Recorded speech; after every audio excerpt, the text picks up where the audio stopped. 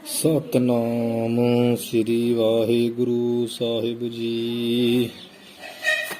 ਦੋਹਰਾ ਚਤੁਰਥੀ ਸਤਵਾ ਪਤ ਯਹ ਅਨੁਭਵ ਉਦੇ ਉਪੰਗ ਆਤਮ ਜਗ ਦਰਸਿਓ ਭਲੇ ਜਿਉ ਮਦ ਸਿੱਧ ਤਰੰਗ।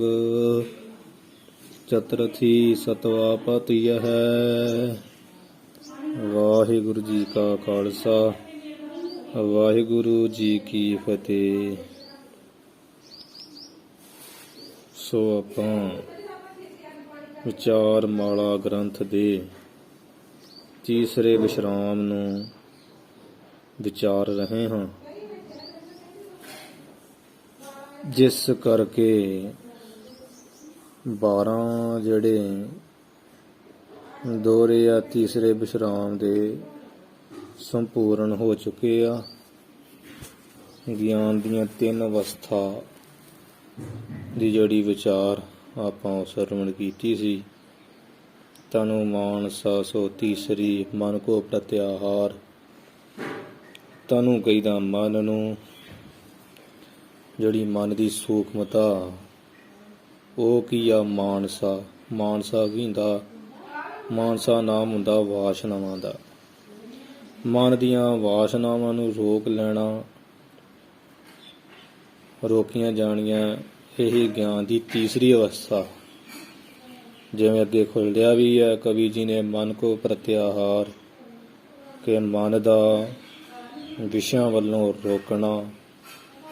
ਮਨ ਦਾ ਮਾਨਸਾ ਕਹੀਏ, ਤਨੂ ਕਹੀਏ ਮਨ, ਮਾਨਸਾ ਕਹੀਏ ਵਾਸ਼ਨਾ। ਮਨ ਦਾ ਵਾਸਨਾ ਵੱਲੋਂ ਜਿਹੜਾ ਪ੍ਰਤਿਆਹਾਰ ਰੋਕਣਾ, ਤੇ ਸੁੱਧ ਸਰੂਪ ਆਪਣੇ ਆਤਮ ਸਰੂਪ ਦੇ ਵਿੱਚ ਜਿਹੜੀ ਮਨ ਦੀ ਬਿਰਤੀ ਥਿਰ ਹੋਵੇ, ਟਿਕ ਜਾਣੀ ਹੈ। ਰੱਖੇ ਨਿਤ ਸੰਭਾਲ, ਤੇ ਨਿਤ ਜਿਹੜੀ ਸੰਭਾਲ ਕੇ ਰੱਖਣੀ ਉਸ ਬਿਰਤੀ ਸੁੱਧ ਸਰੂਪ ਜਿਹੜੀ ਟਿਕੀ ਹੋਈ ਆ, ਉਹਨੂੰ ਕਹੀਦਾ ਤਨੂ ਮਾਨਸਾ ਭੂਮਿਕਾ ਮੰਜ਼ਲ ਪੌੜੀ। ਇਹ ਗਿਆਨ ਦੀ ਤੀਸਰੀ ਅਵਸਥਾ ਹੈ। ਹੁਣ ਚੌਥੀ ਅਵਸਥਾ ਗਿਆਨ ਦੀ ਕਵੀ ਜੀ ਕਥਨ ਕਰ ਰਹੇ। ਆਓ ਆਪਾਂ ਪੜ੍ਹੀਏ ਜੀ। ਚਤੁਰਥੀ ਸਤਵਾ ਪਤ ਯਹ। ਚਤੁਰਥੀ ਕਹੀਏ ਚੌਥੀ ਭੂਮਿਕਾ।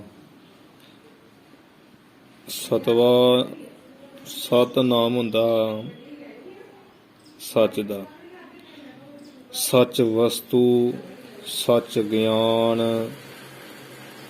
ਉਹ ਸੱਚਾ ਗਿਆਨ ਕਿਹੜਾ ਆ? ਬ੍ਰਹਮ ਦਾ। ਸੱਚ ਵਸਤੂ ਕਿਹੜੀ ਆ? ਬ੍ਰਹਮ। ਠੀਕ ਹੈ।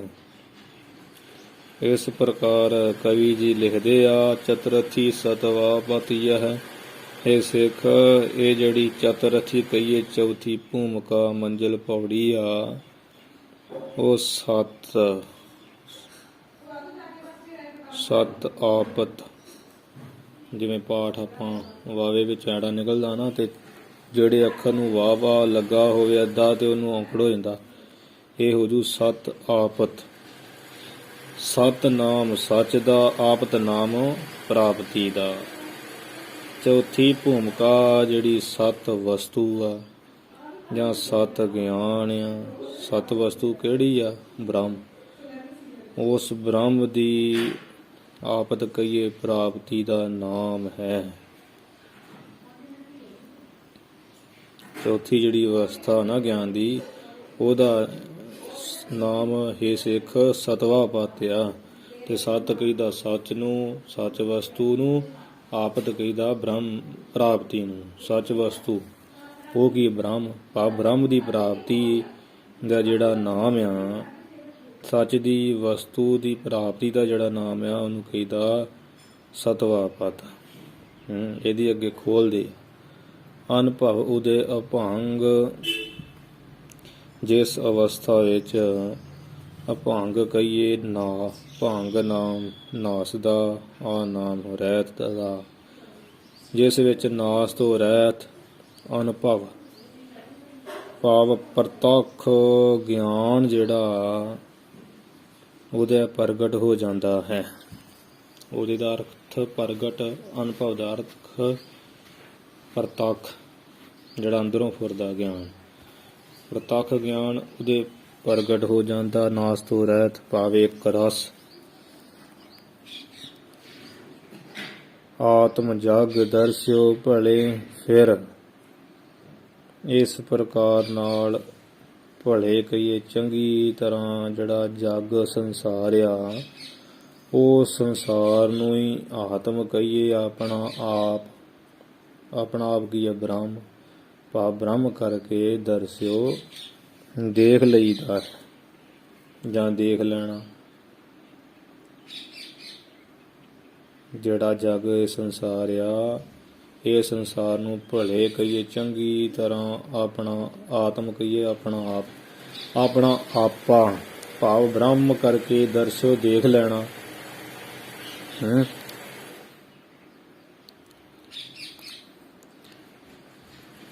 ਜਿਉ ਮਦ ਸਿੰਧ ਤਰੰਗ, ਜਿਉਂ ਕਹੀਏ ਜਿਵੇਂ ਸਿੰਧ ਸਮੁੰਦਰ ਦੇ ਵਿੱਚ, ਸਮੁੰਦਰ ਦੇ ਮੱਧ ਕਹੀਏ ਵਿੱਚ ਤਰੰਗ ਲਹਿਰਾਂ ਹੁੰਦੀਆਂ ਹਨ,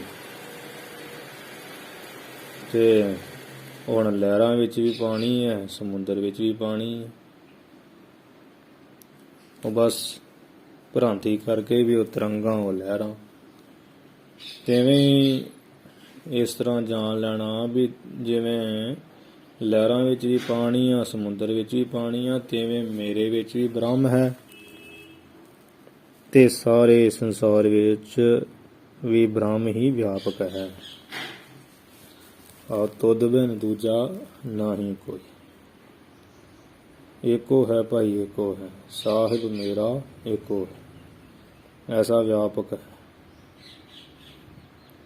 ਇਸ ਤਰ੍ਹਾਂ ਦੇਖ ਲੈਣਾ ਚੰਗੀ ਤਰ੍ਹਾਂ। ਇਹਨੂੰ ਕਹੀਦਾ ਵਾ ਸਤਵਾ ਪੱਥ। ਸਤ ਪਰਮਾਤਮਾ ਬ੍ਰਹਮ ਦੀ ਆਪਦ ਕਹੀਏ ਪ੍ਰਾਪਤੀ ਹੋ ਜਾਣੀ, ਤੇ ਅਨੁਭਵ ਜਿਹੜਾ ਪ੍ਰਤੱਖ ਗਿਆਨ ਉਹ ਇੱਕ ਰਸ, ਨਾਸ ਤੋਂ ਰਹਿਤ ਪ੍ਰਗਟ ਹੋ ਜਾਣਾ ਹਿਰਦੇ ਵਿੱਚ। ਤੇ ਆਤਮਾ ਜਿਹੜੀ ਆ, ਜਿਹੜਾ ਆਪਣਾ ਆਪਾ ਵਾ, ਉਹ ਚੰਗੀ ਤਰ੍ਹਾਂ ਜਗ ਗਈ ਸੰਸਾਰ ਦੇ ਵਿੱਚ ਦਰਸੋ ਦੇਖ ਲੈਣਾ। ਕਿਵੇਂ ਸਮਝਣਾ ਵੀ ਜਿਵੇਂ ਮੱਧ, ਜਿਵੇਂ ਸਿੰਧ ਸਮੁੰਦਰ ਦੇ ਵਿੱਚ ਤਰੰਗ ਗਈ ਲਹਿਰਾਂ ਹੁੰਦੀਆਂ ਨਾ, ਇਸੇ ਤੇ ਉਹ ਲਹਿਰਾਂ ਵਿੱਚ ਵੀ ਪਾਣੀ, ਸਮੁੰਦਰ ਵਿੱਚ ਵੀ ਪਾਣੀ, ਵੀ ਮੇਰੇ ਵਿੱਚ ਵੀ ਬ੍ਰਹਮ ਆ ਤੇ ਸੰਸਾਰ ਵਿੱਚ ਵੀ ਬ੍ਰਹਮ ਆ। ਇਹ ਇਸ ਸੰਸਾਰ ਤੋਂ ਦੇਖਦੇ ਹਰ ਕਾ ਰੂਪ ਹੈ। ਅਥਵਾ ਕਿ ਬ੍ਰਹਮ ਚਿੰਤਨ ਕਰਕੇ ਜਿਹੜਾ ਸੰਸ਼ੇ ਆ, ਤਿੰਨ ਪ੍ਰਕਾਰ ਦੇ ਵਿਪਰਜੇ ਸੰਸ਼ੇ, ਇਹਨਾਂ ਤੋਂ ਰਹਿਤ ਹੋ ਕੇ, ਸੰਸ਼ਿਆਂ ਤੋਂ ਰਹਿਤ ਹੋ ਕੇ ਬ੍ਰਹਮ ਦਾ ਚਿੰਤਨ ਕਰਕੇ ਤਤ ਜਿਹੜਾ ਸਿਧਾਂਤ ਰੂਪ ਹੋ ਕੇ ਬ੍ਰਹਮ ਦਾ ਹੀ ਸਾਖਿਆਤਕਾਰ ਹੋ ਜਾਣਾ। ਬ੍ਰਹਮ ਦਾ ਸਾਖਿਆਤਕਾਰ ਹੋਣ ਕਰਕੇ ਜਿਹੜਾ ਆਪਣਾ ਆਤਮਾ ਆ, ਉਸ ਆਤਮਾ ਵਿੱਚ ਇਹ ਜਿਹੜਾ ਜਗ ਆ, ਸੰਸਾਰ ਆ, ਪਰਪੰਚ ਆ, ਨਾਮ ਰੂਪ ਜਿਹੜਾ ਨਾਮ ਵਾਲਾ, ਸਾਰਾ ਸੰਸਾਰ ਨਾਮ ਵਾਲਾ ਹੀ, ਸਭ ਦੇ ਨਾਮ ਹੀ ਇਹਨਾਂ ਤੇ ਰੂਪਾਕਾਰ ਵਾਲਾ, ਇਹਦੀ ਫਿਰ ਮਿਥਿਆ ਰੂਪ ਕਰਕੇ ਪ੍ਰਤੀਤੀ ਹੋ ਜਾਂਦੀ ਹੈ। ਭਾਵ ਜਿਹੜਾ ਨਾਮ ਰੂਪ ਵਾਲਾ ਸੰਸਾਰ ਇਹ ਕੁਝ ਵੀ ਨਹੀਂ ਹੈ। ਜਿਵੇਂ ਉਹ ਸਮੁੰਦਰ ਦੇ ਵਿੱਚ ਲਹਿਰਾਂ ਪ੍ਰਤੀਤ ਹੀ ਹੁੰਦੀਆਂ ਨੇ, ਪਰ ਲਹਿਰਾਂ ਕੁਝ ਵੀ ਨਹੀਂ ਆ, ਸਮੁੰਦਰ ਰੂਪ ਹੀ ਹੋ ਜਾਂਦੀਆਂ। ਇਵੇਂ ਜੀਵ ਵੀ ਜਿਹੜੇ ਆ, ਇਸ ਸੰਸਾਰ ਵੀ ਜਿਹੜੇ ਦਿਖ ਰਿਹਾ, ਜੀਵ ਦਿਖ ਰਿਹਾ, ਬ੍ਰਹਮ ਵੱਖਰਾ ਦਿਖ ਰਿਹਾ, ਇੱਕ ਹੀ ਪ੍ਰਤੀਤ ਹੋ ਜਾਣਾ। ਆਹ ਸਭ ਪਾਸੇ ਬ੍ਰਹਮ ਹੀ ਪ੍ਰਤੀਤ ਹੋ ਜਾਣਾ। ਦੇਖ ਲੈਣਾ ਵੀ ਇਹ ਜਿਹੜੇ ਜੀਵ ਆ, ਇਹ ਵੀ ਉਹੀ, ਉਹ ਵੀ ਮੈਂ ਹੀ ਹਾਂ, ਮੇਰਾ ਆਪਣਾ ਵੀ ਬ੍ਰਹਮ ਹੀ ਹੈ, ਜੀਵ ਵੀ ਬ੍ਰਹਮ ਹੀ ਹੈ। ਜਿਵੇਂ ਗੁਰਬਾਣੀ ਚ ਆਉਂਦਾ, ਜਲ ਤਰੰਗ ਹਰ ਫੇਨ ਬੁੱਧ ਬੁੱਧਾ, ਜਲ ਤੇ ਭਿੰਨ ਨਾ ਹੋਈ। ਉਹ ਜਲ ਤੋਂ ਭਿੰਨ ਨਹੀਂ ਹੁੰਦਾ ਵੀ ਜਲ ਤੇ ਤਰੰਗਾਂ ਲਹਿਰਾਂ, ਫੇਨ ਝੱਗ, ਬੁੱਧ ਬੁੱਧਾ ਬੁਲਬੁਲੇ, ਇਹ ਜਿੰਨੀਆਂ ਵੀ ਚੀਜ਼ਾਂ ਇਹ ਪਾਣੀ ਤੋਂ ਬਿਨਾਂ ਤਾਂ ਨਹੀਂ ਨਾ। ਪਾਣੀ ਝੱਗ ਵੀ ਪਾਣੀ ਰੂਪ ਹੀ ਆ, ਬੁਲਬੁਲੇ ਵੀ ਪਾਣੀ ਰੂਪ ਹੀ ਆ, ਤਰੰਗਾਂ ਵੀ ਪਾਣੀ ਰੂਪ ਹੀ ਆ। ਜਿੰਨੇ 84 ਲੱਖ ਜੀਵ ਬ੍ਰਹਿਮੰਡ ਦਿਸ ਰਿਹਾ, ਇਹ ਸਾਰਾ ਬ੍ਰਹਮ ਰੂਪ ਹੀ ਆ। ਇਹ ਚੌਥੀ ਗਿਆਨ ਦੀ ਅਵਸਥਾ ਜਿਹੜਾ ਪ੍ਰਤੀਤ ਹੋ ਜਾਣਾ। ਆਤਮ ਜਗ ਦਰਸਿਓ ਪਰ ਆਤਮ ਕਹੀਏ ਆਪਣੇ ਆਪ ਚ ਜਿਹੜਾ ਵੀ ਮੇਰਾ ਬ੍ਰਹਮ ਰੂਪ ਆ, ਇਹਦੇ ਵਿੱਚ ਸੰਸਾਰ ਨੂੰ ਚੰਗੀ ਤਰ੍ਹਾਂ ਕਲਪਤ ਜਾਣ ਲੈਣਾ। ਕਲਪਤ ਭਾਵ ਨਾਮ ਮਾਤਰ ਹੀ, ਨਾਮ ਰੂਪ ਹੀ ਦੇਖਣਾ ਵੀ ਉਸ ਨਾਮ ਮਾਤਰ ਮਿਥਿਆ ਹੀ ਆ। ਜਿਵੇਂ ਸਮੁੰਦਰ ਵਿੱਚ ਲਹਿਰਾਂ ਮਿਥਿਆ ਹੁੰਦੀਆਂ, ਹੁੰਦਾ ਸਾਰਾ ਸਮੁੰਦਰ ਹੀ ਹੈ। ਇਹ ਚੌਥੀ ਅਵਸਥਾ ਹੈ ਸਿੱਖ ਜਿਹਦਾ ਨਾਮ ਹੈ ਸਤਵਾਪਤ। ਸਤਨਾਮ ਸੱਚ ਦਾ, ਆਪਤ ਨਾਮ ਪ੍ਰਾਪਤੀ ਦਾ। ਸੱਚ ਦੀ ਪ੍ਰਾਪਤੀ ਹੋਣੀ, ਗਿਆਨ ਹੋ ਜਾਣਾ, ਆਪਣੇ ਆਪੇ ਵਿੱਚ ਸੰਸਾਰ ਨੂੰ ਚੰਗੀ ਤਰ੍ਹਾਂ ਕਲਪਤ ਦੇਖ ਲੈਣਾ, ਜਾਂ ਸਾਰੇ ਸੰਸਾਰ ਨੂੰ ਜਿਹੜਾ ਆਪਣਾ ਰੂਪ ਕਰਕੇ ਦੇਖ ਲੈਣਾ। ਹਾਂਜੀ, ਇੱਥੇ ਪਾਠ ਥੋੜਾ ਸੋਧ ਲੈਣੇ ਕਿ ਮਦ ਜਿਹੜਾ ਜਿਉਂ ਮਦ ਦੇ ਧੱਦੇ ਨੂੰ ਸਿਹਾਰੀ ਦੋਹਰਾ ਛੂਟਿਓ ਤਨ ਅਭਿਮਾਨ ਜਬ। ਤਨ ਦੇ ਨਾਨੇ ਨੂੰ ਔਂਕੜ ਪਾ ਲੈਣਾ। ਇਹ ਸਿੱਖ ਜਦੋਂ ਆਪਣੇ ਇਹ ਤਨ ਕਹੀਏ ਸਰੀਰ ਦੇ ਬਲ ਦਾ ਅਭਿਮਾਨ ਕਹੀਏ ਹੰਕਾਰ ਛੂਟਿਓ ਛੁੱਟ ਜਾਵੇ ਹੈ। ਛੂਟਿਓ ਤਨ ਅਭਿਮਾਨ ਜਬ। ਇਹ ਸਿੱਖ ਜਬ ਕਹੀਏ ਜਦੋਂ ਆਪਣੇ ਇਹ ਤਨ ਕਹੀਏ ਦੇਹ ਦਾ ਅਭਿਮਾਨ, ਸਰੀਰ ਦਾ ਅਭਿਮਾਨ ਭਾਵ ਹੰਕਾਰ ਛੂਟਿਓ ਛੁੱਟ ਜਾਵੇ। ਨਿਸ਼ਚੈ ਕੀਓ ਸਰੂਪ ਅਤੇ ਆਪਣੇ ਜਿਹੜਾ ਨਿਜ ਸਰੂਪ ਵਾਸਤਵ ਸਰੂਪ ਵਿੱਚ, ਆਤਮ ਸਰੂਪ ਵਿੱਚ ਨਿਸ਼ਚੈ ਭਰੋਸਾ ਯਕੀਨ ਕੀਓ ਕਰ ਲੈਣਾ ਕਰੇ। ਨਿਸ਼ਚੈ ਕੀਓ ਸਰੂਪ ਆਪਣੇ ਵਾਸਤਵ ਸਰੂਪ ਆਤਮ ਸਰੂਪ ਵਿੱਚ ਕਿ ਮੇਰਾ ਸਰੂਪ ਆਤਮਾ ਬ੍ਰਹਮ ਸਰੂਪ ਆ, ਐਸਾ ਨਿਸ਼ਚੈ ਕੀਓ ਕਰ ਲੈਣਾ। ਭਾਵ ਕਿ ਸਾਰਿਆਂ ਵਿੱਚ ਆਪਣੇ ਸਰੂਪ ਦਾ ਹੀ ਨਿਸ਼ਚਾ ਕਰ ਲੈਣਾ। ਜੋ ਦਿਸੈ ਸੋ ਤੇਰਾ ਰੂਪ। ਉਹ ਬ੍ਰਹਮ ਨੂੰ ਕਹਿਣਾ ਨਾ, ਇੱਕ ਦਿਸਣਾ ਵੀ ਕਿ ਜੋ ਮੇਰਾ ਸਰੂਪ ਹੈ ਸਭ ਦਾ ਸਰੂਪ ਹੈ। ਸਾਰਿਆਂ ਵਿੱਚ ਆਪਣੇ ਸਰੂਪ ਦਾ ਹੀ ਨਿਸ਼ਚਾ ਕਰ ਲੈਣਾ। ਸਭ ਗੋਬਿੰਦ ਹੈ, ਸਭ ਗੋਬਿੰਦ। ਇਹ ਜੋ ਵੀ ਦਿਸ ਰਿਹਾ ਮੇਰਾ ਆਪਣਾ ਹੀ ਸਰੂਪ ਹੈ। ਭਾਵ ਉਹੀ ਆਤਮਾ ਹੈ, ਇੱਕ ਮੇਰਾ ਆਤਮਾ ਹੀ ਸਭ ਵਿੱਚ ਸਮਾਇਆ ਹੋਇਆ। ਅਸੰਗ ਸਗਤ ਯਹ ਭੂਮਿਕਾ। ਯਹ ਕਹੀਏ ਇਹ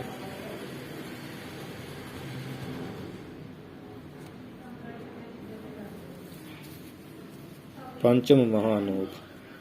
ਸਿੱਖ ਇਹ ਜਿਹੜੀ ਪੰਚਮ ਕਹੀਏ, ਪੰਜਵੀਂ ਆ ਮਹਾ ਕਹੀਏ, ਬਹੁਤ ਹੀ ਅਨੂਪ ਉਪਮਾ ਤੋਂ ਰਹਿਤ ਅਦਭੁਤ ਅਨੋਖੀ।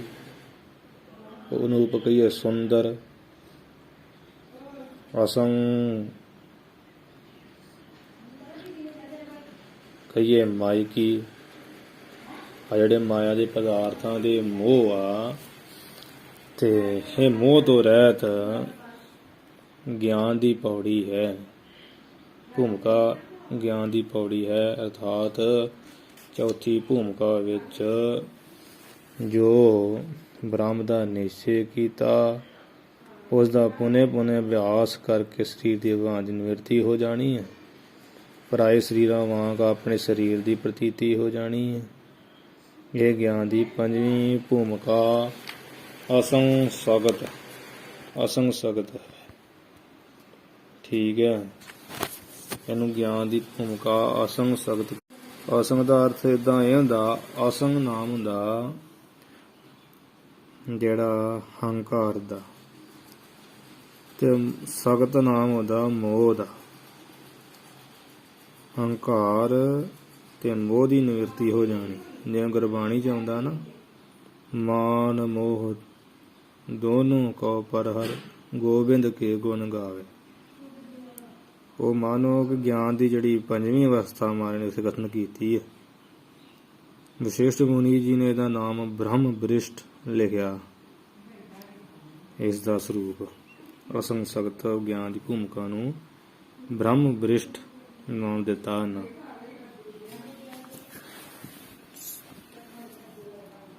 ਹਾਂਜੀ, ਏਦਾਂ ਜੇਕਰ ਫੇਰ ਸਮਝ ਨਹੀਂ ਆਈ, ਸਮਝ ਦੱਸ ਦਿੰਦੇ ਆ। ਛੋਟਿਓ ਤਨ ਅਭਿਮਾਨ ਜਪ। ਜਦੋਂ ਤਨ ਕਹੀਏ ਦੇਹ ਦਾ ਅਭਿਮਾਨ ਹੰਕਾਰ ਛੂਟਿਓ ਛੁੱਟ ਗਿਆ, ਨਿਸ਼ਚੈ ਕੀਓ ਸਰੂਪ ਤੇ ਆਪਣੇ ਵਾਸਤਵ ਸਰੂਪ ਦਾ ਨਿਸ਼ਚੈ ਕਹੀਏ ਭਰੋਸਾ ਕਰ ਲਿਆ। ਵਾਸਤਵ ਸਰੂਪ ਕੀ ਆ ਕਿ ਨਿਜ ਸਰੂਪ ਆਤਮ ਸਰੂਪ ਬ੍ਰਹਮ ਸਰੂਪ। ਮੇਰਾ ਆਪਣਾ ਨਿਜ ਸਰੂਪ ਆਤਮ ਸਰੂਪ ਹੀ ਹੈ, ਬ੍ਰਹਮ ਸਰੂਪ ਹੀ ਹੈ। ਇਹਦਾ ਨਿਸ਼ਚੈ ਕਰ ਲਿਆ। ਅਸੰਗ ਸਗਤ ਯਹ ਭੂਮਿਕਾ ਪੰਚਮ ਮਹਾਨੂਪ। ਇਹ ਫਿਰ ਬਹੁਤ ਜਿਹੜੀ ਅਨੂਪ ਕਹੀਏ ਸੁੰਦਰ, ਅਨੂਪ ਕਹੀਏ ਉਪਮਾ ਤੋਂ ਰਹਿਤ ਮਹਾਨ ਪੰਜਵੀਂ ਭੂਮਿਕਾ ਹੈ ਸਿੱਖ, ਜਿਹਦਾ ਨਾਮ ਹੈ ਅਸੰਗ ਸਗਤ। ਠੀਕ ਹੈ ਨਾ। ਸਗਤ ਨਾਮ ਮਾਇਆ ਦਾ ਵੀ ਹੁੰਦਾ।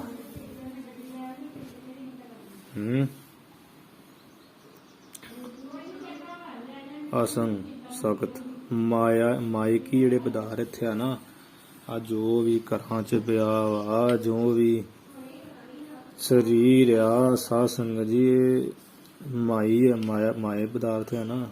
ਜਿੰਨੇ ਸਰੀਰ, ਜਿੰਨੇ ਪਦਾਰਥ ਵਸਤੂਆਂ ਪਈਆਂ ਘਰਾਂ ਚ, ਕਿਤੇ ਵੀ ਸਭ ਮਾਇਆ ਹੀ ਹੈ ਨਾ। ਪਰਮੇਸ਼ਰ ਦੇ ਨਾਮ ਤੋਂ ਬਿਨਾਂ ਸਭ ਮਾਇਆ ਜੋ ਹੀ ਪ੍ਰਪੰਚ ਪੈਦਾ ਹੋਇਆ। ਇਹ ਮਾਇਕੀ ਪਦਾਰਥਾਂ ਦੇ ਮੋਹ ਤੋਂ ਰਹਿਤ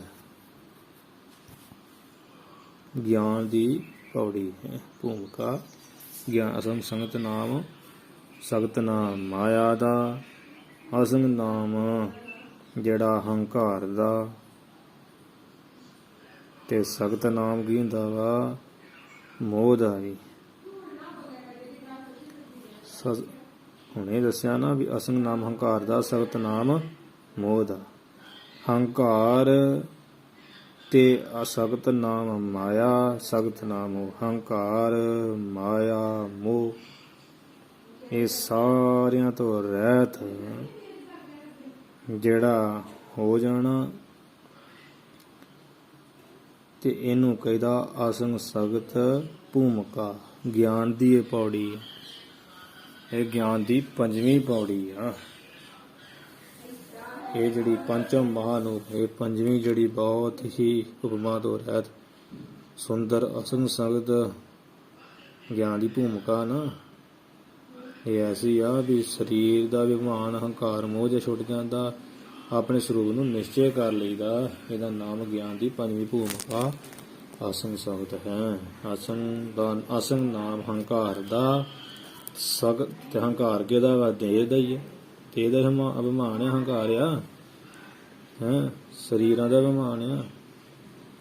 ਤੇ ਹੰਕਾਰ ਜਦੋਂ ਹੋਇਆ ਤੇ ਮੋਹ ਆਪਣੇ ਆਪ ਹੀ ਹੋਣਾ। ਸਗਤ ਸਰੀਰ ਕੀ, ਸਗਤ ਮਾਇਆ ਦਾ ਹੀ ਹੈ।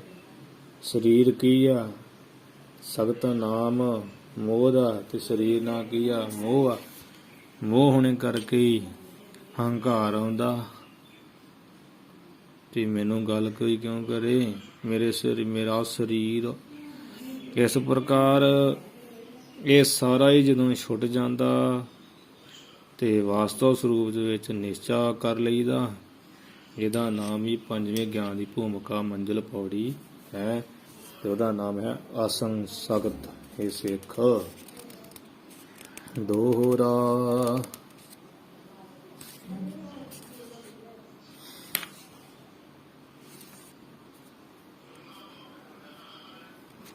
ਫਿਰ ਇੱਕ ਕਰਦਾ ਦਵਾ ਅਸੰਗ ਸਗਤ ਕਿ ਜਿਹੜੇ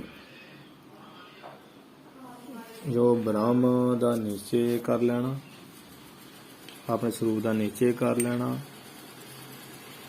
ਫਿਰ ਜੋ ਨਿਸ਼ਚਾ ਬ੍ਰਹਮ ਸਰੂਪ ਦਾ ਕੀਤਾ ਉਹਦਾ ਪੁਨः ਅਭਿਆਸ ਕਰ ਲੈਣਾ ਵੀ ਮੇਰਾ ਸਰੂਪ ਆਤਮਾ ਜਿਹੜਾ ਮੇਰਾ ਨਾ ਉਹ ਬ੍ਰਹਮ ਰੂਪ ਆ। ਇਹ ਸਰੀਰ ਮੇਰੇ ਤੇ ਕੁਝ ਵੀ ਨਹੀਂ ਹੈ, ਨਾ ਕਾਰਨ ਨਾ ਸਥੂਲ ਨਾ ਸੂਖਮ ਨਾ ਮਨ ਨਾ ਬੁੱਧ ਚੇਤਨਕਾਰ, ਇਹ ਤੇ ਮੇਰਾ ਆਪਣਾ ਕੁਝ ਵੀ ਨਹੀਂ। ਇਹਦਾ ਜਿਹੜਾ ਅਭਿਮਾਨ ਕਾਰੀ ਦੀ ਨਿਵਰਤੀ ਹੋ ਜਾਣੀ ਹੈ। ਤੇ ਜੇ ਪਰਾਏ ਸਰੀਰ ਤੇ ਆਪਾਂ ਨੂੰ ਕੋਈ ਦੁੱਖ ਨਹੀਂ ਨਾ ਹੁੰਦਾ, ਕੋਈ ਅਭਿਮਾਨ ਨਹੀਂ ਹੁੰਦਾ।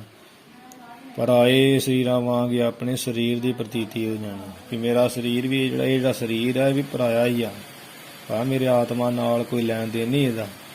ਇਹ ਗਿਆਨ ਦੀ ਪੰਜਵੀਂ ਭੂਮਿਕਾ ਅਸੰਗ ਸਬਦ। ਹਾਂਜੀ। ਦੋਹਰਾ ਕਹੇ ਪਦਾਰਥ ਵੇਦ ਲਓ। ਹੁਣ 15ਵਾਂ ਦੋਹਰਾ ਉਚਾਰ ਰਹੇ। ਕੀ ਕਹਿੰਦੇ ਆ ਕਵੀ ਜੀ ਕਿ ਇਸ ਮਾਤ ਲੋਕ ਤੋਂ ਲੈ ਕੇ ਵੇਦ ਕਹੀਏ ਬ੍ਰਹਮ ਲੋਕ ਕਹੀਏ ਤੱਕ, ਇਸ ਮਾਤ ਲੋਕ ਤੋਂ ਲੈ ਕੇ ਬ੍ਰਹਮ ਲੋਕ ਤੱਕ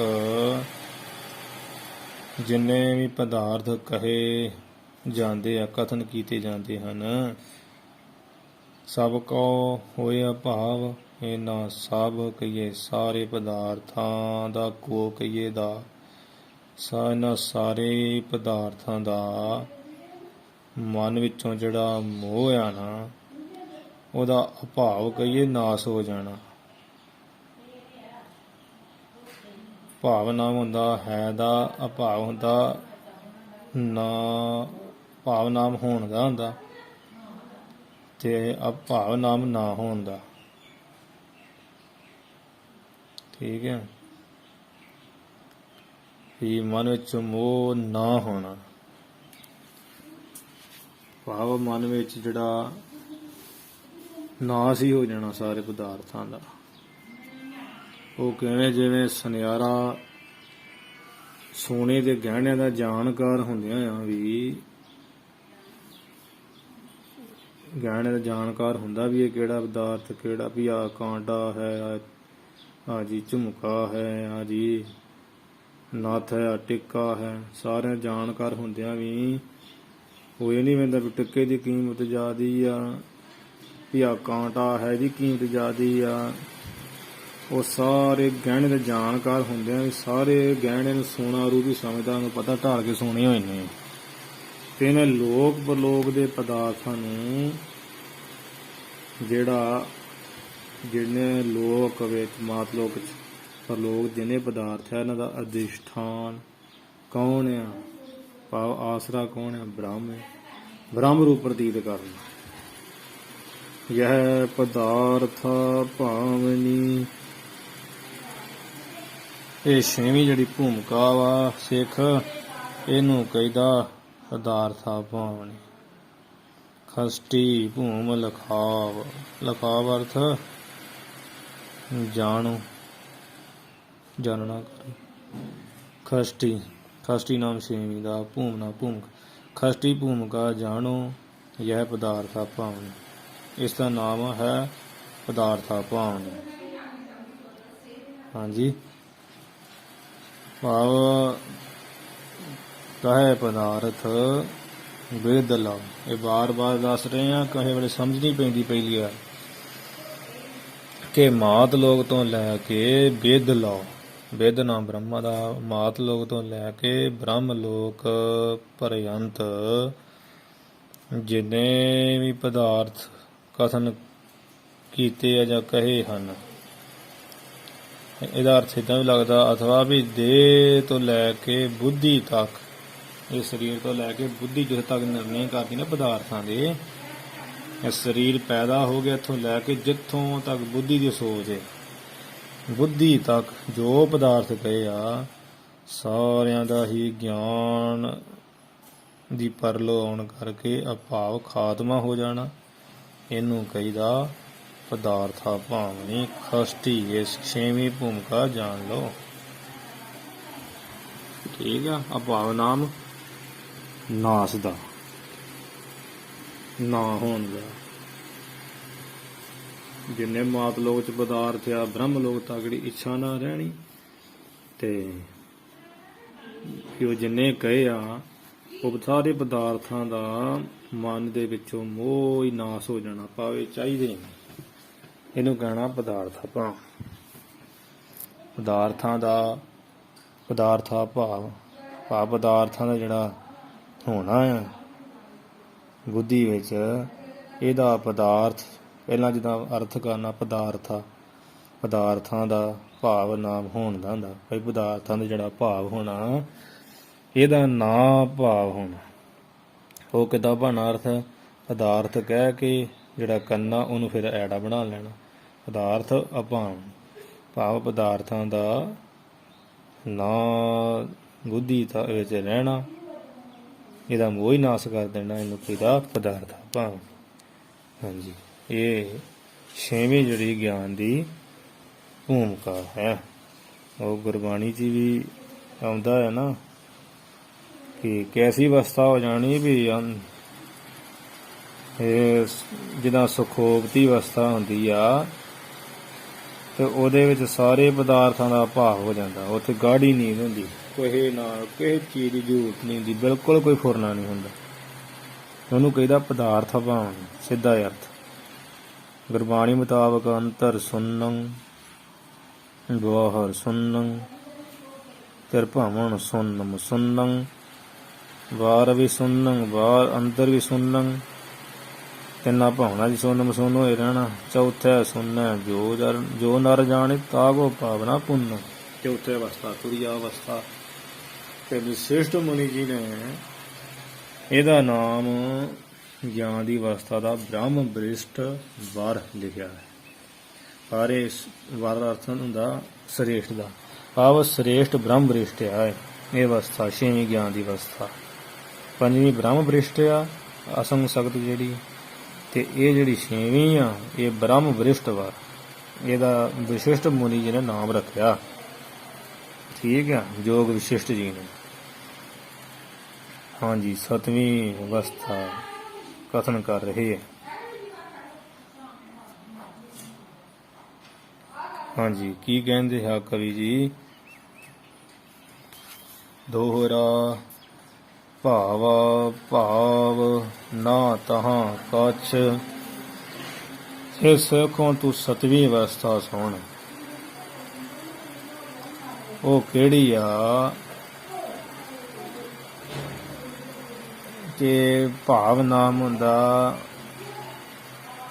ਹੋਣ ਦਾ, ਹੁਣੇ ਦੱਸਿਆ ਨਾ।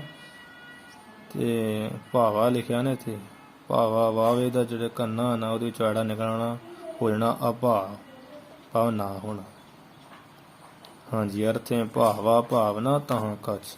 ਇਹ ਸਿੱਖ ਜਿਹੜੀ ਗਿਆਨ ਦੀ ਸਪਤਮ ਤੁਰੀਆ ਮਨ, ਸਤਵੀਂ ਜਿਹੜੀ ਤੁਰੀਆ ਅਵਸਥਾ, ਉਹਦੇ ਵਿੱਚ ਕੀ ਹੁੰਦਾ? ਗਿਆਨ ਦੀ ਜਿਹੜੀ ਸਤਵੀਂ ਤੁਰੀਆ ਅਵਸਥਾ ਦੇ ਵਿੱਚ ਭਲਾ ਕੀ ਹੁੰਦਾ?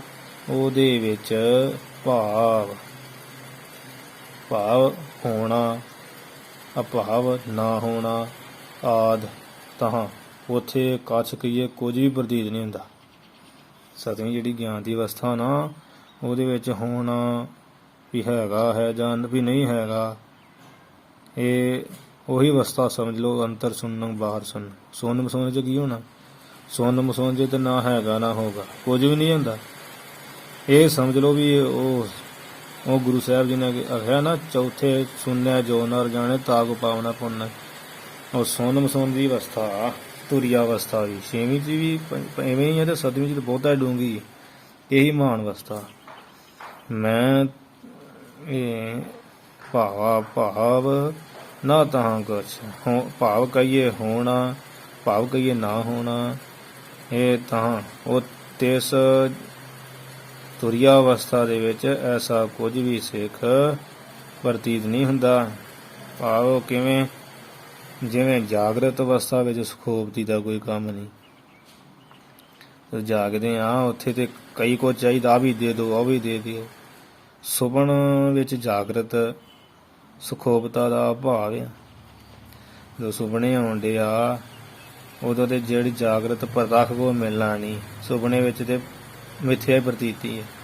ਤੇ ਤੇ ਸੁਖੋਪਤੀ ਤੇ ਉੱਥੇ ਹੈ ਹੀ ਨਹੀਂ ਆ, ਕਿਉਂਕਿ ਸੁਪਨੇ ਫੁਰਨ ਡੇ। ਸੁਖੋਪਤੀ ਵਿੱਚ ਸੁਪਨਾ ਕੋਈ ਨਹੀਂ ਫੁਰਦਾ, ਤੇ ਉੱਥੇ ਜਾਗਰਤ ਸੁਖੋਪਤ ਦਾ ਭਾਵ ਆ ਨਾ ਹੋਣਾ। ਤੇ ਸੁਖੋਪਤ ਅਵਸਥਾ ਵਿੱਚ ਜਿੱਥੇ ਬਿਲਕੁਲ ਹੀ ਗਾੜੀ ਨੀਂਦ ਆ, ਉੱਥੇ ਨਾ ਜਾਗਰਤ ਅਵਸਥਾ ਨਾ ਇੱਥੇ ਸੁਪਨ ਅਵਸਥਾ, ਦੋਵਾਂ ਦਾ ਇਹ ਭਾਵ ਹੈ। ਇਸੇ ਪ੍ਰਕਾਰ ਤੁਰੀਆ ਅਵਸਥਾ ਵਿੱਚ ਐਸਾ ਕੁਝ ਵੀ ਨਹੀਂ ਪ੍ਰਤੀਤ ਹੁੰਦਾ। ਮੈਂ ਤੂੰ ਤਹਾਂ ਨਾ ਸੰਭਵੈ, ਹੋਰ ਵੀ ਖੋਲ ਰਹੇ ਆ ਤਹਾਂ। ਇਹ ਸਿੱਖ ਉੱਥੇ ਤੁਰੀਆ ਅਵਸਥਾ ਦੇ ਵਿੱਚ ਵੀ ਮੈਂ ਕੀ, ਮੈਂ ਇੱਦਾਂ ਮੈਂ ਉੱਦਾਂ, ਜਾਂ ਵੀ ਤੂੰ ਕੀ ਆ, ਤੂੰ ਕੌਣ ਹੁੰਨਾ, ਮੈਂ ਜਾਂ ਤੂੰ, ਕਹਿਣਾ ਵੀ ਸੰਭਵ ਹੈ। ਕਹਿਣਾ ਵੀ ਸੰਭਵ ਹੈ, ਕਹੀਏ ਬਣਦਾ ਨਹੀਂ। ਉਸ ਅਵਸਥਾ ਵਿੱਚ ਕੁਝ ਨਾ ਤੂੰ ਨਾ ਮੈਂ। ਸੁਣ ਮਸੁਣ ਚ ਕਿਹੜਾ ਤੂੰ ਮੈਂ, ਕੁਝ ਵੀ ਨਹੀਂ ਹੈ। ਤੇ ਹੋਰ ਕੀ ਕਹਿੰਦੇ, ਕਹਾ ਆਹੇ ਕਹਿ ਨਾਹੀ, ਕਹਾਂ ਆਏ ਕਹਾਂ ਨਾਹੀ, ਕਹਾਂ ਆਹੇ ਕਹਿ ਨਾਹੀ। ਇਹਦੇ ਕਹਾਂ ਪਾਠ ਨਹੀਂ ਸ਼ੁੱਧ, ਇੱਥੇ ਕਹਿ ਪਾਠ ਮੁੱਖ ਮੰਨਿਆ। ਕਹਾਂ ਆਹੇ ਕਹਿ ਨਾਹੀ, ਕਹਾ ਦੋਵੇਂ ਮੁਕਤੇ ਹੀ। ਕਈ ਥਾਵਾਂ ਤੇ ਕਹਾਂ ਵੀ ਲਿਖਿਆ, ਉਹਦਾ ਅਰਥ ਕਹਾਂ ਨਾਲ ਵੀ ਸਹੀ ਬਣਦਾ।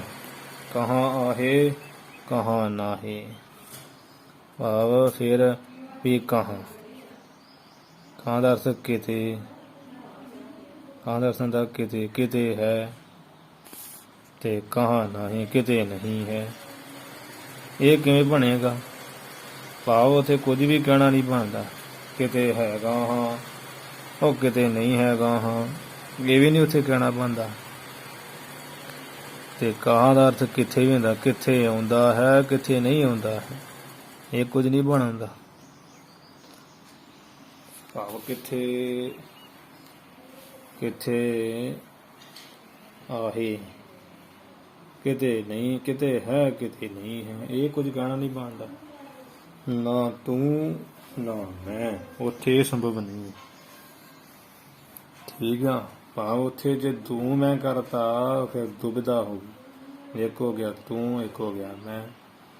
ਪਰ ਇੱਥੇ ਤੇ ਐਸਾ ਹੈ, ਸਭ ਗੋਬਿੰਦ ਹੈ, ਸਭ ਗੋਬਿੰਦ ਹੈ, ਗੋਬਿੰਦ ਬਿਨ ਨਹੀਂ ਹੋਈ। ਇਹ ਅਵਸਥਾ ਇੱਥੇ ਵੀ ਉੱਥੇ ਪਹਿਲਾਂ ਹੀ ਤੁਸੀਂ ਦੱਸਿਆ ਵੀ ਭਾਵ ਨਾ ਹੋਣਾ, ਨਾ ਹੋਣਾ ਉੱਥੇ ਕੁਝ ਨਹੀਂ। ਸਤਵੀਂ ਅਵਸਥਾ ਵਿੱਚ ਉਹ ਕੀ ਹੋਣਾ ਵੀ ਮੈਂ ਹੈਗਾ, ਤੇ ਵੀ ਜਾਂ ਤੂੰ ਹੈਗਾ ਜਾਂ ਮੈਂ ਹੈਗਾ, ਤੂੰ ਨਹੀਂ ਹੈਗਾ ਜਾਂ ਤੂੰ ਹੈਗਾ ਮੈਂ ਨਹੀਂ ਹੈਗਾ। ਇਹ ਇੱਥੇ ਸੰਭਵ ਨਹੀਂ ਬਣਦਾ ਕਹਿਣਾ। ਤੇ ਕਹਾਂ ਆਹੇ ਕਿ ਕਿੱਥੇ ਹੈ ਤੂੰ, ਕਿੱਥੇ ਤੂੰ ਨਹੀਂ ਸੀ, ਇਹ ਵੀ ਨਹੀਂ ਕਹਿਣਾ ਬਣਦਾ। ਜਾਂ ਵੀ ਕਿਤੇ ਤੇ ਉਹ ਚੀਜ਼ ਹੈ, ਕਿਤੇ ਤੇ ਹੈ, ਕਿਤੇ ਨਹੀਂ, ਇਹ ਵੀ ਨਹੀਂ ਕਹਿਣਾ ਬਣਦਾ। ਭਾਵ ਉੱਥੇ ਤੂੰ ਮੈਂ ਤਾਂ ਬਿਲਕੁਲ ਖਾਤਮਾ ਉੱਥੇ ਤੇ ਤੂੰ ਹੀ ਤੂੰ ਹੀ ਤੂੰ ਹੀ ਤੂੰ ਹੀ। ਭਾਵ ਤੁਧ ਬਿਨ ਦੂਜਾ ਨਹੀਂ ਕੋਈ। ਉਹ ਜਿਵੇਂ ਮਹਾਂਪੁਰਸ਼ ਬਾਬਾ ਮੇਤ ਸਿੰਘ ਜੀ, ਨਿਹੰਗ ਸਿੰਘ, ਸ੍ਰੀ ਹਜ਼ੂਰ ਸਾਹਿਬ, ਮਾਤਾ ਸਾਹਿਬ ਦੇਵਾਂ, ਜਿਨ੍ਹਾਂ ਨੇ ਸੇਵਾ ਕਰਵਾਈ, ਪ੍ਰਗਟ ਸਥਾਨ ਕਰਾਇਆ, ਤੇ ਉੱਥੇ ਮਹਾਂਪੁਰਸ਼ ਸੇਵਾ ਕਰਦੇ ਸੀ। ਕਿ ਮਹਾਂਪੁਰਸ਼ ਨੇ ਪੁੱਛਿਆ ਸੀ ਕਿ ਮਹਾਰਾਜ ਆ ਗ੍ਰੰਥਾਂ ਵਿੱਚ ਤੇ 7 ਭੂਮਿਕਾ ਗਿਆਨ ਦੀਆਂ ਲਿਖੀਆਂ, ਤੁਸੀਂ ਕਿਹੜੀ ਭੂਮਿਕਾ ਗਿਆਨ ਦੀ ਅਵਸਥਾ ਵਿੱਚ ਖੇਡਦੇ ਹੋ? ਤੇ ਬਾਬਾ ਮੇਤ ਸਿੰਘ ਜੀ ਉਸ ਵਕਤ ਗੰਢਿਆਂ ਨਾਲੋਂ ਭੂਕਾਂ ਜਿਹੜੀਆਂ ਵੱਖਰੀਆਂ ਕਰ ਰਹੇ ਸਨ ਲਾਲ। ਤੇ ਬਾਬਾ ਮੇਤ ਸਿੰਘ ਜੀ ਨੇ ਸੁੱਤੇ ਸੇਧੀ ਮੁਸਕਰਾ ਕੇ ਕਿਹਾ, ਜਿੱਥੇ ਭੂਕਾਂ ਸੜ ਜਾਂਦੀਆਂ ਨਾ ਮਹਾਂਪੁਰਸ਼ੋ, ਇਕੱਲਾ ਗੰਢਾ ਹੀ ਰਹਿ ਜਾਂਦਾ, ਅਸੀਂ ਉੱਥੇ ਖੇਡਦੇ ਹਾਂ। ਭਾਵ ਤੁਰੀਆ ਅਵਸਥਾ 'ਚ ਖੇਡਦੇ ਹਾਂ। ਤੇ ਗੰਢਾ ਕੀ ਆ? ਇੱਥੇ ਕੁਝ ਨਹੀਂ ਆ। ਭੂਕਾਂ ਤੇ ਉੱਪਰ ਐਵੇਂ ਹੀ ਆ ਨਾ, ਭੂਕਾਂ ਮਾਨੋ ਸਰੀਰ ਆ, ਤੇ ਗੰਢੇ 'ਚ ਹੀ ਸਾਰਾ ਕੁਝ, ਰਸ ਸਭ ਕੁਝ ਗੰਢੇ 'ਚ ਹੀ ਆ। ਉਹ ਕੀ? ਆਤਮਾ। ਤੇ ਆਤਮਾ ਵਿੱਚ ਤੇ ਤੂੰ ਮੈਂ ਹੈ ਹੀ ਨਹੀਂ ਆ। ਆਤਮਾ ਵਿੱਚ ਤੂੰ ਮੈਂ ਨਹੀਂ ਆ, ਜਾਂ ਵੀ ਉਹ ਕਿਤੇ ਹੈਗੀ ਆ ਕਿਤੇ ਨਹੀਂ ਹੈਗੀ। ਕਹਾਂ ਆਹੇ ਕਿ ਕਿਤੇ ਆਤਮਾ ਹੈਗੀ ਆ, ਕਹਾਂ ਨਾ ਹੀ ਕਿਤੇ ਹੈ ਨਹੀਂ, ਇਹਦਾ ਤੇ ਹੈ ਨਹੀਂ। ਆਤਮਾ ਤੇ ਸਭ ਥਾਈਆਂ, ਕਿਉਂਕਿ ਆਤਮਾ ਹੈ ਹੀ ਬ੍ਰਹਮ ਦਾ ਰੂਪ। ਆਤਮਾ ਪਰਮਾਤਮਾ ਇਹ ਤੇ ਅਚਰਜ ਕਥਾ ਮਹਾਨੂਪ ਆ, ਸਮਝਣੀ ਬੜੀ ਔਖੀ ਆ। ਘੱਟ ਘੱਟ ਮੈਂ ਹਰ ਜੂ ਬਸੇ, ਸਾਰੇ ਥਾਂ ਹੀ ਆ ਨਾ ਉਹ, ਇਹ ਥੋੜੀ ਵੀ ਕਿਤੇ ਹੈਗਾ ਕਿਤੇ ਨਹੀਂ ਹੈਗਾ। ਖਾਲਕ ਖਲਕ ਖਲਕ ਮੈਂ ਖਾਲਕ, ਪੂਰ ਰਿਹੋ ਸਰਬ ਠਾਈ। ਇਹ ਤੁਰਿਆ ਅਵਸਥਾ, ਤੇਰਾ ਗੁਣਾ ਅਤੀਤ, ਤ੍ਰੈ ਗੁਣ ਤੇ ਪ੍ਰਭ ਭਿੰਨ, ਪਰਮੇਸ਼ਰ ਭਿੰਨ ਤਿੰਨਾਂ ਗੁਣਾਂ ਤੋਂ, ਤੇ ਤੁਰਿਆ ਅਵਸਥਾ ਤਿੰਨਾਂ ਗੁਣਾਂ ਤੋਂ ਭਿੰਨ ਆ। ਇਸ ਕਰਕੇ ਸਿੱਖ ਇਹ ਸਭ ਤੋਂ ਮਹਾਨ ਜਿਹੜੀ ਅਵਸਥਾ ਉਹ ਤੁਰਿਆ ਹੀ ਆ, ਜਿੱਥੇ ਕੁਝ ਵੀ ਨਹੀਂ ਹੈਗਾ। ਸਭ ਗੋਬਿੰਦ ਹੈ, ਸਭ ਗੋਬਿੰਦ ਹੈ, ਗੋਬਿੰਦ ਬਿਨ ਨਹੀਂ ਕੋਈ, ਐਸੀ ਅਵਸਥਾ। ਸਮਝ ਆ ਗਈ ਨਾ? ਭਾਵਨਾ ਤਾਂ ਕੁਝ ਹੈ ਸਿੱਖ, ਉੱਥੇ ਕੁਝ ਵੀ ਹੋਣਾ ਨਾ ਹੋਣਾ ਹੈ ਨਹੀਂ ਆ। ਕਿੱਥੇ? ਸਪਤਵ ਤੁਰਿਆ ਮਾਹੇ, ਸਤਵੀਂ ਤੁਰਿਆ ਅਵਸਥਾ ਗਿਆਨ ਦੀ ਵਿੱਚ। ਮੈਂ ਕੀ ਉੱਥੇ ਗੁਰੂ ਜੀ ਮੈਂ ਹੈਗਾ? ਕਹਿੰਦੇ ਨਾ ਥੇ ਮੈਂ ਨਾ ਤੂੰ, ਤਾਂ ਨਾ ਸੰਭਵ ਹੈ, ਕੁਝ ਵੀ ਨਹੀਂ ਕਹਿਣਾ ਨਹੀਂ ਬਣਦਾ। ਮਹਾਰਾਜ ਕਿਤੇ ਹੈ ਕਿਤੇ ਨਹੀਂ ਹੈ, ਏਦਾਂ ਹੁੰਦਾ ਉੱਥੇ ਨਾ ਭਾਈ, ਕਿਤੇ ਹੈ ਇਹ ਵੀ ਨਹੀਂ ਕਹਿਣਾ। ਆਤਮਾ ਕਿਤੇ ਕਿ ਕਿਤੇ ਹੈ ਕਿਤੇ ਨਹੀਂ ਹੈਗੀ, ਕਿੱਥੇ ਨਹੀਂ ਹੈਗੀ ਆਤਮਾ। ਜਦੋਂ ਪਰਮਾਤਮਾ ਦਾ ਰੂਪ ਹੀ ਕਹਿ ਦਿੱਤਾ, ਤੇ ਪਰਮਾਤਮਾ ਦਾ ਥਾਂ ਬਿਨਾਂ ਖਾਲੀ ਕੋਈ ਹੈ ਹੀ ਨਹੀਂ, ਉਹ ਤੋਂ ਬਿਨਾਂ ਖਾਲੀ ਥਾਂ ਹੈ ਨਹੀਂ, ਫਿਰ ਉਹ ਸਭ ਥਾਂ ਹੀ ਹੈ। ਐਸੀ ਅਵਸਥਾ ਦਾ ਨਾਮ ਤੁਰਿਆ ਅਵਸਥਾ ਹੈ। ਹਾਂਜੀ, ਗਿਆਨ ਦੀ ਸਤਵੀਂ ਭੂਮਿਕਾ, ਇੱਥੇ ਗਿਆਨ ਦੀਆਂ 7 ਭੂਮਿਕਾ ਦੀ ਸਮਰਥੀ ਹੋਈ। ਸੋਰਠਾ ਪ੍ਰਗਟ ਕਰੀ ਗੁਰਦੇਵ, ਸਬਤ ਭੂਮਿਕਾ ਗਿਆਨ ਕੀ। ਸੋਰਠਾ ਉਚਾਰਦੇ ਆ। ਇਸ ਤਰ੍ਹਾਂ ਗੁਰਦੇਵ ਜੀ ਨੇ ਜਿਸ ਗੁਰੂ ਨੂੰ ਪ੍ਰਸ਼ਨ ਕੀਤਾ ਸਿੱਖ ਨੇ, ਤੇ ਗੁਰੂ ਗੁਰਦੇਵ ਜੀ ਨੇ ਦੇਵ ਕਹੀਏ ਪ੍ਰਕਾਸ਼ ਸਰੂਪ, ਗੋ ਨਾਮ ਗਿਆਨ ਦੇ ਹਨੇਰੇ ਨੂੰ ਕੱਟ ਕੇ ਰੂਪ ਪ੍ਰਕਾਸ਼ ਕਰ ਦੇਣ ਵਾਲੇ ਐਸੇ ਗੁਰਦੇਵ ਗੁਰੂ ਜੀ ਨੇ ਪ੍ਰਗਟ ਕਰੀ, ਪ੍ਰਗਟ ਕੀਤੀਆਂ ਕੀ ਸਬਤ ਭੂਮਿਕਾ ਗਿਆਨ ਕੀ। 7 ਜਿਹੜੀਆਂ ਗਿਆਨ ਦੀ ਭੂਮਿਕਾ ਮੰਜ਼ਲਾਂ ਪੌੜੀਆਂ ਸਨ, ਉਹ ਉਚਾਰਨ ਕਰਕੇ ਖੋਲ ਕੇ ਵਿਸਥਾਰ ਕਰਕੇ ਪ੍ਰਗਟ ਕੀਤੀਆਂ, ਵਰਣਨ ਕੀਤੀਆਂ ਸਿੱਖ ਅੱਗੇ। ਅਨਾਥ ਲਹਿ ਨਿਜ ਭੇ, ਕਵੀ ਅਨਾਥਪੁਰੀ ਸੰਤ ਜੀ ਕਹਿੰਦੇ ਆ, ਉਹ ਜੀਵ ਆਪ ਨਿਜ ਕਹੀਏ ਆਪਣੇ ਸਹਿ ਸਰੂਪ ਦਾ, ਆਤਮ ਸਰੂਪ ਦਾ ਭੇਦ ਲਹਿ ਕਹੀਏ ਲੈ ਲਵੇਗਾ, ਪ੍ਰਾਪਤ ਕਰ ਲਵੇਗਾ, ਜਾਣ ਲਵੇਗਾ। ਕੌਣ? ਚਿਤ ਦਾ ਕਰਤ ਵਿਚਾਰ, ਜੋ ਆਪਣਾ ਚਿੱਤ ਦੇ ਕਰਕੇ, ਭਾਵ ਚਿੱਤ ਨੂੰ ਇਕਾਗਰ ਕਰਕੇ ਇਹਨਾਂ 7 ਗਿਆਨ ਦੀਆਂ ਭੂਮਿਕਾਵਾਂ ਦੀ ਵਿਚਾਰ ਕਰੇਗਾ, ਉਹ ਮਨੁੱਖ ਆਪਣੇ ਸਰੂਪ ਦਾ ਭੇਦ ਭਾਵ ਵਾਸਤਵ ਸਰੂਪ ਆਤਮ ਸਰੂਪ ਨੂੰ ਜਾਣ ਲਵੇਗਾ। ਠੀਕ ਹੈ ਜੀ। ਦੋਹਰਾ ਤ੍ਰਿਤੀਯ ਮਾਲ ਵਿਚਾਰ ਕੋ, ਇਸ ਵਿਚਾਰ ਮਾਲਾ ਗ੍ਰੰਥ ਦਾ ਜਿਹੜਾ ਤ੍ਰਿਤੀਯ ਕਹੀਏ ਤੀਸਰਾ ਅਧਿਆਇ ਹੈ। ਹਰਨ ਸਕਲ ਸੰਤਾਪ, ਜੋ ਸਾਰੇ ਦੁੱਖਾਂ ਨੂੰ ਹਰਨ ਨਾਸ ਕਰਨ ਵਾਲਾ। ਸਕਲ ਸਹਰਨ, ਸਾਰੇ ਦੁੱਖਾਂ, ਸੰਤਾਪ ਕਹੀਏ ਦੁੱਖਾਂ ਨੂੰ, ਭਲੀ ਪ੍ਰਕਾਰ ਤਾਪਾਂ ਨੂੰ ਨਾਸ ਕਰਨ ਵਾਲਾ।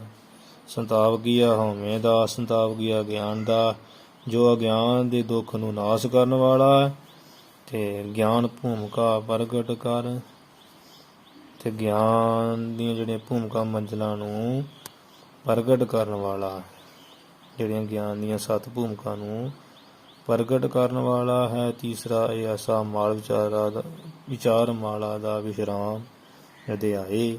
ਭਾਇਓ ਸ਼ਾਂਤ ਅਬ ਆਪ, ਹੁਣ ਆਪ ਹੀ ਸ਼ਾਂਤ, ਭਾਵ ਕਿ ਇਹ ਸ਼ਾਂਤ ਹੋ ਗਿਆ। ਤੀਸਰਾ ਅਧਿਆਇ ਭਾਵ ਸਮਾਪਤ, ਸ਼ਾਂਤ ਕਹੀਏ ਸਮਾਪਤ ਹੋ ਗਿਆ ਹੈ।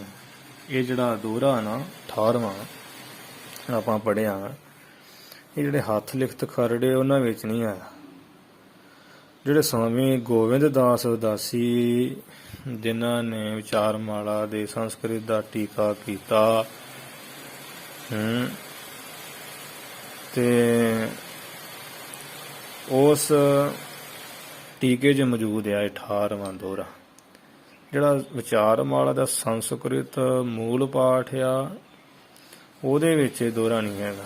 ਇੱਥੋਂ ਸਿੱਧ ਹੁੰਦਾ ਵੀ ਕਵੀ ਨਾਥ ਜੀ ਨੇ ਨਹੀਂ ਲਿਖਿਆ, ਬਲਕਿ ਗੋਬਿੰਦ ਦਾਸ ਜੀ ਨੇ ਜਿਹੜਾ ਮੂਲ ਆਪਣੇ ਕੋਲੋਂ ਇਸ ਜਿਹੜਾ ਬ੍ਰਿਜ ਭਾਸ਼ਾ ਵਿੱਚ ਆਮ ਭਾਸ਼ਾ 'ਚ ਲਿਖਿਆ ਨਾ ਸੰਸਕ੍ਰਿਤ ਤੋਂ ਕਰਕੇ ਵਿਚਾਰਮਾਲਾ ਗ੍ਰੰਥ, ਤੇ ਇਹਦਾ ਸਵਾਮੀ ਹਰਨਾਮ ਦਾਸ ਉਦਾਸੀ ਸੰਤਾਂ ਨੇ ਜਿਹੜਾ ਟੀਕਾ ਕੀਤਾ ਅੱਗੇ, ਉਹਨਾਂ ਨੇ ਆਪਣੇ ਅਨੁਭਵ ਨਾਲ ਹੀ ਰਚਿਆ ਹੋਇਆ ਮੈਂ ਪ੍ਰਤੀਤ ਹੁੰਦਾ। ਮੂਲ ਸੰਸਕ੍ਰਿਤ ਵਿੱਚ ਵਿਚਾਰਮਾਲਾ ਦੇ ਨਹੀਂ ਹੈ। ਬਾਕੀ ਚਲੋ ਆਪਾਂ ਪੜ੍ਹਿਆ, ਕੋਈ ਏਡਾ ਔਖਾ ਵੀ ਨਹੀਂ ਹੈ ਵੀ ਕੀ ਕਰਾਂਗੇ, ਉਹਦੀ ਵਿਚਾਰ ਆਪਾਂ ਕਰ ਹੀ ਦਿੱਤੀ ਹੈ। ਹਾਂਜੀ, ਇੱਥੇ ਇਤ ਸ੍ਰੀ ਵਿਚਾਰਮਾਲਾ ਗਿਆਨ ਭੂਮਿਕਾ ਵਰਣਨ ਨਾਮ ਤ੍ਰਿਤੀਯ ਵਿਸਰਾਮ ਸਮਾਪਤ। ਸ੍ਰੀ ਵਿਚਾਰਮਾਲਾ ਸੋਭਾ ਵਾਲਾ ਵਿਚਾਰਮਾਲਾ ਗ੍ਰੰਥ ਦਾ ਜਿਹੜਾ ਤ੍ਰਿਤੀਯ ਵਿਸਰਾਮ ਕਹੀਏ ਤੀਜਾ ਅਧਿਆਇ ਆ, ਜਿਸ ਵਿੱਚ ਗਿਆਨ ਭੂਮਿਕਾ ਵਰਣਨ, ਗਿਆਨ ਦੀਆਂ 7 ਭੂਮਿਕਾ ਦਾ ਵਰਣਨ ਕੀਤਾ ਹੈ। ਉਹ ਇੱਥੇ ਤੀਸਰਾ ਜਿਹੜਾ ਵਿਸ਼ਰਾਮ ਆ ਉਹ ਸਮਾਪਤ ਹੋਇਆ। ਇਤੀ ਕਹੀਏ ਇੱਥੇ, ਇਤੀ ਕਹੀਏ ਸਮਾਪਤ ਹੁੰਦਾ ਹੈ, ਜਿਹਦੇ ਵਿੱਚ ਗਿਆਨ ਦੀਆਂ ਭੂਮਿਕਾ ਦਸੀਆਂ। ਜੇ 7 ਗਿਆਨ ਦੀਆਂ ਭੂਮਿਕਾ ਜਿਹੜੀਆਂ ਸਿੱਖ ਦੇ ਅੰਦਰ ਪ੍ਰਗਟ ਹੋ ਜਾਣ ਤੇ ਉਹ ਤੁਰੀਆ ਅਵਸਥਾ ਦਾ ਮਾਲਕ, ਆਪਣੇ ਸਰੂਪ ਦੀ ਪ੍ਰਾਪਤੀ ਦਾ ਮਾਲਕ ਹੋ ਜਾਂਦਾ ਹੈ। ਭਾਵ ਪਰਮੇਸ਼ਰ ਨੂੰ ਸਭ ਪਾਸੇ ਜਾਣ ਲੈਂਦਾ ਹੈ। ਹਾਂਜੀ, ਇੱਥੇ ਜਿਹੜੀ ਹੈ ਸਮਾਪਤੀ ਹੋਈ ਤੀਸਰੇ ਵਿਸਰਾਮ ਦੀ। ਕੱਲ ਚੌਥਾ ਵਿਸਰਾਮ ਜਿਵੇਂ ਆਵੇਗਾ ਉਹਦੀ ਆਪਾਂ ਵਿਚਾਰ ਸਰਵਣ ਕਰਾਂਗੇ। ਹੁਣ ਇੱਥੇ ਜਿਹੜੀ ਅਖੀਰਲੀਆਂ ਪੰਕਤੀਆਂ ਪੜ੍ਹ ਕੇ ਸਮਾਪਤੀ ਕਰੀ। ਤ੍ਰਿਤੀਯੋ ਮਾਲ ਵਿਚਾਰ ਕੋ ਹਰਨ ਸਕਲ ਸੰਤਾਪ, ਗਿਆਨ ਭੂਮਿਕਾ ਪ੍ਰਗਟ ਕਰ ਭਇਓ ਸਾਂਤ ਅਬ ਆਪ। ਇਤ ਸ੍ਰੀ ਵਿਚਾਰਮਾਲਾ ਗਿਆਨ ਭੂਮਿਕਾ ਵਰਣਨੰ ਨਾਮ ਤ੍ਰਿਤੀਯ ਵਿਸਰਾਮ ਸਮਾਪਤ। ਵਰਣਨ ਪਾਠ, ਵਰਣਨ, ਨਾਣੇ ਉੱਤੇ ਟਿੱਪੀ ਨਹੀਂ ਹੈਗੀ। ਵਾਹਿਗੁਰੂ ਜੀ ਕਾ ਖਾਲਸਾ, ਵਾਹਿਗੁਰੂ ਜੀ ਕੀ ਫਤਿਹ।